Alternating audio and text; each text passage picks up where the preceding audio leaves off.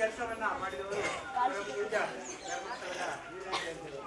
ಆ ನಿಟ್ಟಿನಲ್ಲಿ ಇವತ್ತು ನಾವೆಲ್ಲ ನಿರ್ದೇಶಕರಾದ ಚೇತನ ಅವರಿಗೆ ನಮ್ಮೆಲ್ಲರ ಪರವಾಗಿ ಪ್ರೀತಿಪೂರ್ವಕವಾಗಿ ಸ್ವಾಗತವನ್ನು ಹಾಗೆ ಇವತ್ತು ಹುಟ್ಟುಹಬ್ಬದ ಒಂದು ಕಾರ್ಯಕ್ರಮವನ್ನು ನಾವು ಹಮ್ಮಿಕೊಂಡಿದ್ದೀವಿ. ಈ ಕಾರ್ಯಕ್ರಮದಲ್ಲಿ ಬಹುಶಃ ಇಲ್ಲಿರುವ ಮಕ್ಕಳಿಗೆ ಜೋಗುಳ ದತ್ತು ಸೇವಾ ಕೇಂದ್ರ ಅನುಸರ ಮೇಡಮ್ ಸಂಯೋಜಕರು ಇವರು ಸಹ ಈ ಒಂದು ಕಾರ್ಯಕ್ರಮದಲ್ಲಿ ಉಪಸ್ಥಿತಿದ್ದಾರೆ. ಇವರಿಗೂ ಸಹ ಪ್ರೀತಿಪೂರ್ವಕವಾಗಿ ನಮ್ಮ ಸಂಯೋಜಕರಾಗಿರುವಂತಹ ಪ್ರವೀಣ್ ಸರ್ ಅವರು ನಮ್ಮಲ್ಲಿ ಬಂದಿದ್ದಾರೆ. ಅವರಿಗೂ ಸಹ ಪ್ರೀತಿಪೂರ್ವಕವಾಗಿ ಎಲ್ಲ ನಮ್ಮ ಮುದ್ದು ಮಕ್ಕಳಿಗೆ ಪ್ರೀತಿಪೂರ್ವಕವಾಗಿ ಸ್ವಾಗತವನ್ನು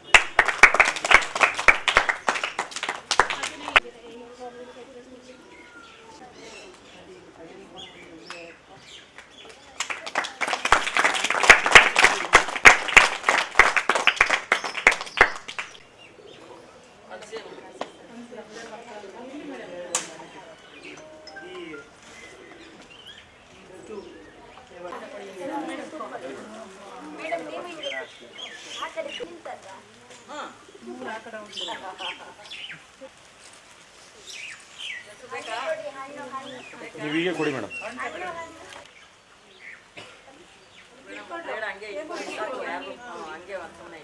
ಇಲ್ಲ ಕೊಡಿ ಮೇಡಮ್, ಮಕ್ಕಳು ಬ್ಯಾಕ್ ಸೈಡ್ ತೆಗಿತಾರೆ, ಕೊಡಿ ನೀವು ಸುಮ್ಮನೆ.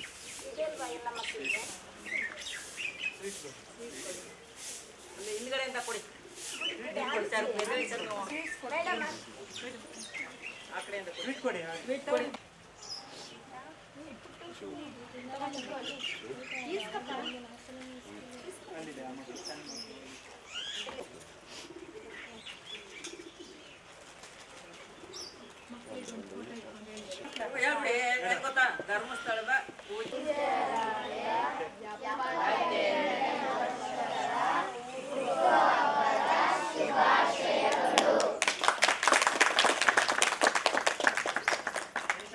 ಅದು 78 ಅಂತ ಬೇಡ, ಫಸ್ಟ್ ಧನ್ಯವಾದಗಳು.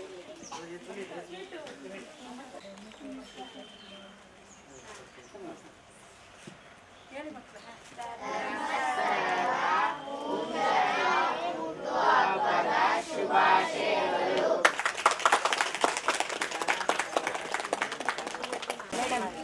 ಇದು ಮುಖ ಹಾಕೋದು ಬೇಡ, ಶಟರಕ್ಕೆ ಒಂದು ಫೋಟೋ ತೆಗೆದ ಮುಖ ತೋರಿಸಿ. ಅಲ್ಲ ನಿಮ್ಗೆ ತೋರಿಸಲ್ಲ, ಬಟ್ ನಮಗೆ. ಈ ದಿನ ಕಾವಂದರ ಹುಟ್ಟುಹಬ್ಬವನ್ನು ನಾವು ವಿಕಸನ ಜೋಗುಳ ದತ್ತು ಕೇಂದ್ರದಲ್ಲಿ ಆಚರಣೆ ಮಾಡೋದಕ್ಕೆ ಅಂತ ಧರ್ಮಸ್ಥಳ ಗ್ರಾಮಾಭಿವೃದ್ಧಿ ಯೋಜನೆಯಿಂದ ಎಲ್ಲರೂ ಇಲ್ಲಿ ಸೇರಿಕೊಂಡಿದ್ದೀವಿ. ಮತ್ತು ಉದ್ದೇಶವಾದರೂ ಇಷ್ಟೇ, ಮಕ್ಕಳ ನಮ್ಮ ಯೋಜನಾಧಿಕಾರಿ ಚೇತನ ಮೇಡಮ್ ಹೇಳಿದ್ರು, ಮಕ್ಕಳ ಮನಸ್ಸು ದೇವ್ರ ಮನಸ್ಸು ಇದ್ದಾಗೆ ಅಂತೇಳಿ.